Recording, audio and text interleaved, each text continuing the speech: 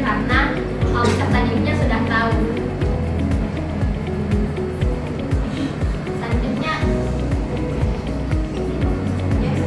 Selanjutnya budaya sekolah. Pertanyaan itu, apakah suasana sekolah mendukung pembelajaran dan interaksi yang optimal? Gurunya menjawab mendukung sekali. Pertanyaan selanjutnya, secara umum, apakah profil pelajar Pancasila yang dihidupkan dalam sekolah? Gurunya menjawab ya dihidupkan. Selanjutnya, budaya kelas. Pertanyaan itu, bagaimana guru dan peserta didik melakukan kesepakatan kelas? Jawaban dari gurunya yaitu ya kita diskusi sama anak-anak, kita atur. Misalnya kayak pakai jadwal kebersihan buat kelompok. Selanjutnya, bagaimana guru menekankan nilai-nilai profil pelajar Pancasila kepada peserta didik? Gurunya menjawab kalau mengenai profil Pancasila, gurunya mengajak dalam kelas seperti menyanyikan lagu wajib terlebih dahulu.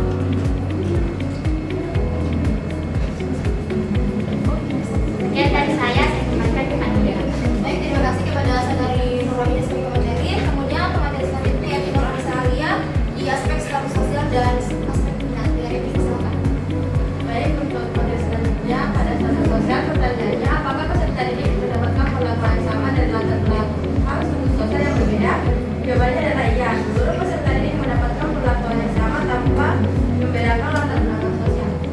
Dan yang kedua, apakah peserta didik memiliki status sosial dan kesulitan dalam mencari teman?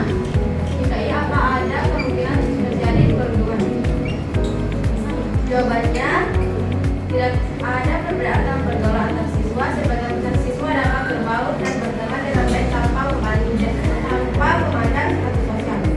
Dan pertanyaan ketiga, apakah peserta didik dengan pola asuh yang disiplin memiliki perbedaan pendidikan pada proses pembelajaran di kelas? Jawabannya bisa jadi karena peserta didik yang dibiasakan disiplin dari rumah cenderung lebih tertib, bertanggung jawab dan fokus dalam mengikuti pembelajaran, serta lebih aktif mengerjakan tugas tepat waktu dan memperhatikan saat guru menjelaskan. Lanjut pada minat, apakah peserta didik tertarik atau gemar pada mata pelajaran tertentu? Jawabannya adalah iya. Sebagian besar peserta didik memiliki ketertarikan pada mata pelajaran yang bersifat praktik atau keterampilan. Yang kedua, bagaimana keterlibatan peserta didik pada pembelajaran? Apakah peserta didik hanya terlibat pada mata pelajaran tertentu saja? Jawabannya tidak. Bagaimana perhatian peserta didik dalam menanggapi pertanyaan-pertanyaan yang diajukan oleh guru? Jawabannya, sebagian besar peserta didik cukup antusias dalam menjawab pertanyaan guru. Mereka berusaha memperhatikan penjelasan dan mencoba menjawab sesuai dengan pemahaman mereka. Sekian, saya ucapkan pada moderator. Baik, terima kasih kepada pemateri. Kemudian pada aspek perkembangan kognitif akan dijelaskan oleh saudari Putri. Baik, terima kasih kepada moderator. Selanjutnya yaitu perkembangan kognitif. Pertanyaannya itu, apakah peserta didik mulai melihat hal-hal dari sudut pandang yang berbeda-beda? Jawaban yang kami dapati yaitu iya, peserta didik menunjukkan empati dan keterbukaan. Selanjutnya itu, apakah peserta didik dapat mengembangkan keterampilan bahasa mereka, memperoleh kosakata baru dan struktur kalimat? Jawabannya yaitu siswa kurang mampu mengembangkan kosakata baru. Kemudian pertanyaan selanjutnya yaitu, apakah peserta didik memahami konsep ruang, waktu, dan dimensi? Jawabannya yaitu iya, peserta didik dapat mulai memahami konsep ruang, waktu, dan dimensi sesuai dengan tahap perkembangan dan pengalaman belajar mereka. Selanjutnya itu, Apakah peserta didik dalam memahami konsep seperti kemarin, hari ini, dan besok? Jawabannya yaitu iya, siswa mampu menceritakan kegiatan yang dilakukan kemarin maupun hari ini. Kemudian yang selanjutnya, apakah peserta didik mulai mengembangkan rasa percaya diri dan penguasaan pembelajaran? Jawabannya yaitu iya, sebagian siswa percaya diri dalam proses pembelajaran. Kemudian selanjutnya, apakah peserta didik mulai beralasan dan berdebat? Jawabannya yaitu iya, sebagian siswa sudah mampu berdiskusi di dalam kelas. Selanjutnya itu, apakah peserta didik mampu mengubah bahasa tulisan menjadi desain?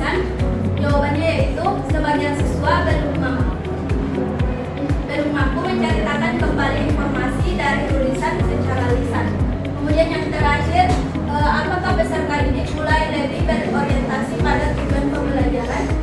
Jawabannya yaitu ya, peserta didik mampu mengerjakan soal lots dan HOTS, tetapi tingkat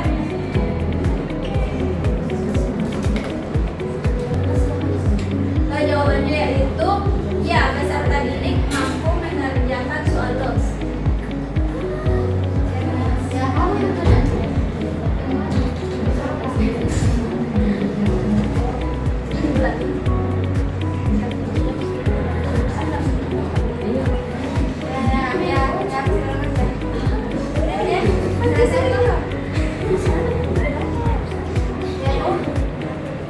Sekian saya kembalikan kepada moderator. Baik, terima kasih kepada materi. Kemudian aspek selanjutnya Karena lebih menarik dan mudah dipahami, sementara sebagian lain tetap memperhatikan tulisan guru di papan.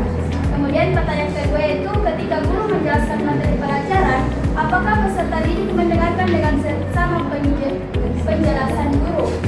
Dari jawaban guru yang pertama yaitu banyak peserta didik mampu mendengarkan dengan baik, terutama jika penjelasan disampaikan dengan jelas dan tidak terlalu panjang. Kemudian, apakah peserta didik merasa nyaman menjawab pertanyaan dengan cara membaca catatan terlebih dahulu?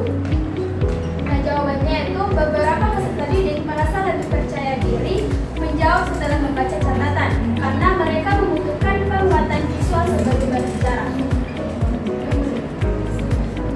Kemudian selanjutnya, apakah peserta didik mudah memahami pelajaran hanya dengan melihat tampilan visual?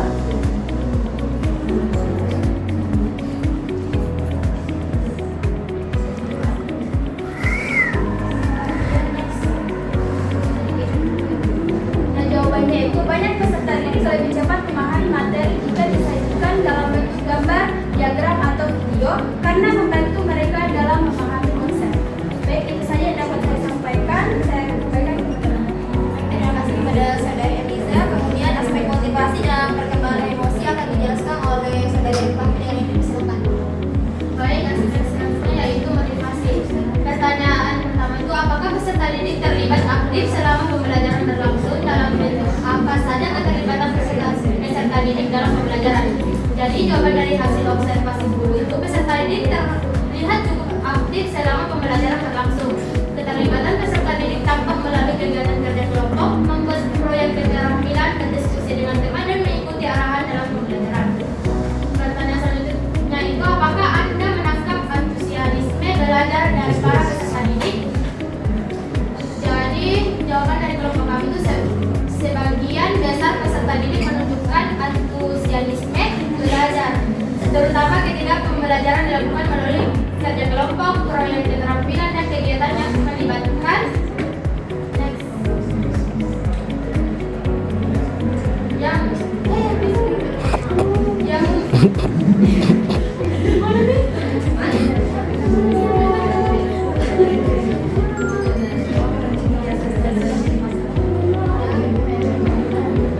yang melibatkan kreativitas peserta didik.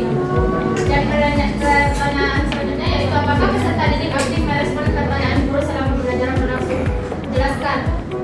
Jadi jawabannya itu, sebagian besar peserta didik aktif merespon pertanyaan. Namun respon peserta didik berbeda-beda, tergantung karakter dan tingkat perhatian masing-masing. Ada peserta didik yang langsung merespon dan memperhatikan, dan ada juga yang tidak. Next. Dan aspek selanjutnya yaitu perkembangan emosi. Pertanyaan pertama itu, sejauh mana kelas dan ruangan pembelajaran lainnya menjadi ruang ekspresi diri yang sehat untuk peserta didik. Jadi jawabannya itu, kelas diupayakan menjadi tempat yang nyaman, bersih, dan kondusif agar peserta didik merasa aman dan nyaman dalam belajar. Kondisi emosional peserta didik juga diperhatikan sehingga ruang kelas dapat menjadi tempat yang sehat untuk mengekspresikan diri. Pertanyaan selanjutnya itu, apakah peserta didik cenderung marah ketika tidak mampu menyelesaikan tugas? Jawabannya itu, respon peserta didik berbeda-beda tergantung karakter masing-masing. Ada peserta didik yang mudah marah atau kecewa ketika kesulitan menyelesaikan tugas, namun ada juga yang tetap tenang. Oleh karena itu, diperlukan pemahaman terhadap karakter setiap peserta didik untuk mengelola emosi mereka dengan baik.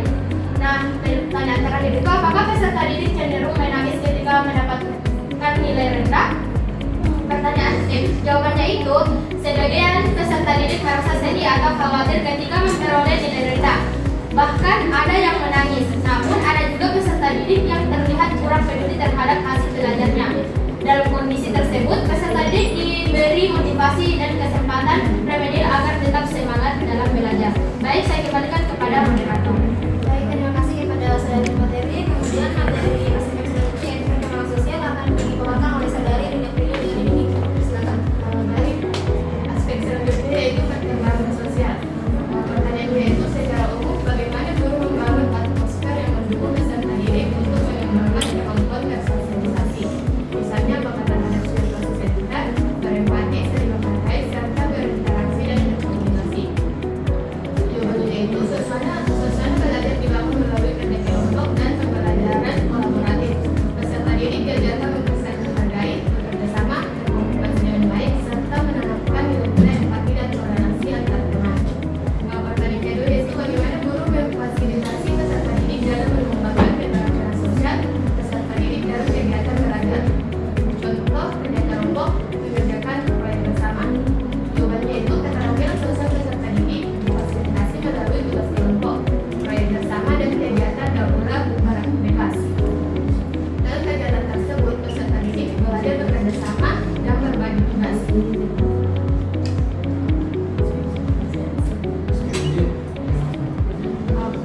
Aspek selanjutnya yaitu perkembangan moral atau spiritualitas.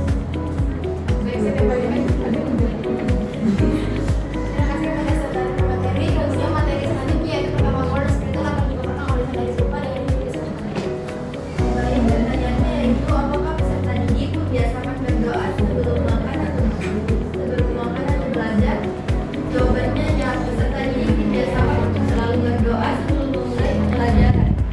Kegiatan doa bersama sudah menjadi rutinitas di kelas sebagai bagian dari pembentukan karakter spiritual peserta didik. Pertanyaan selanjutnya yaitu apakah peserta didik mampu membedakan perbuatan yang baik dan buruk?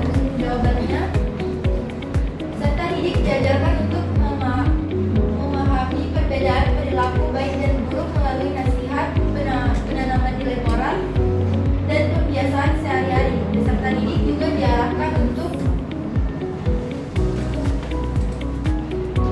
memahami konsekuensi dari perilaku yang dilakukan. Saya kembalikan ke moderator. Baik,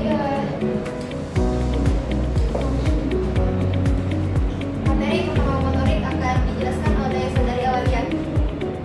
Baik, aspek selanjutnya adalah perkembangan motorik. Pertanyaannya, apakah peserta didik dapat mengajar, melompat tali, berenang, dan dapat membentuk bola tenis melewati set? Jawabannya, berdasarkan hasil wawancara, kemampuan motorik peserta didik berbeda-beda. Terdapat beberapa peserta didik yang memiliki kemampuan motorik yang baik sehingga mampu melakukan aktivitas seperti memanjat dengan baik. Namun, terdapat juga beberapa peserta didik yang masih perlu pemantauan karena gerak tubuhnya terlihat lebih kaku. Perkembangan motorik peserta didik dapat terlihat dari cara mereka bergerak dan melangkah. Yang kedua adalah apakah peserta didik mampu berjalan maju pada garis lurus, berjalan di atas papan lilian, dan berjalan sambil berjinjit? Jawabannya, hampir semua peserta didik mampu berjalan lurus mengikuti garis untuk kegiatan berjalan sambil berjinjit dan berjalan di atas papan lilian.